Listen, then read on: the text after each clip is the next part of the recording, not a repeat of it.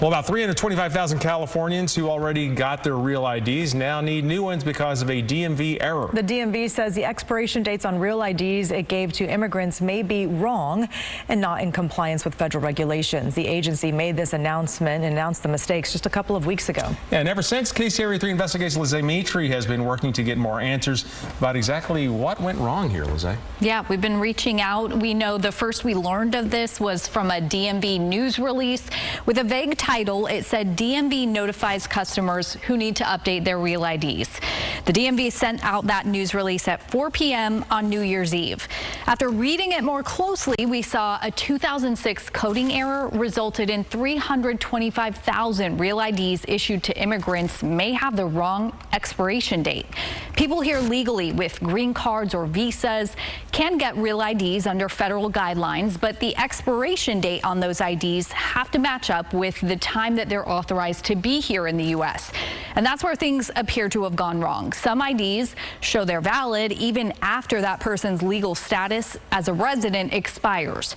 So the DMV is notifying them and reissuing new ones that comply with federal regulations.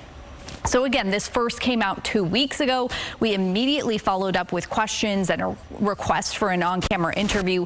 So far, the DMV will not answer any questions, and we're told they're still deciding if they'll do an interview. Okay, and while we have you here, how did the DMV discover this issue? Yeah, they say that this was self-initiated, proactive review.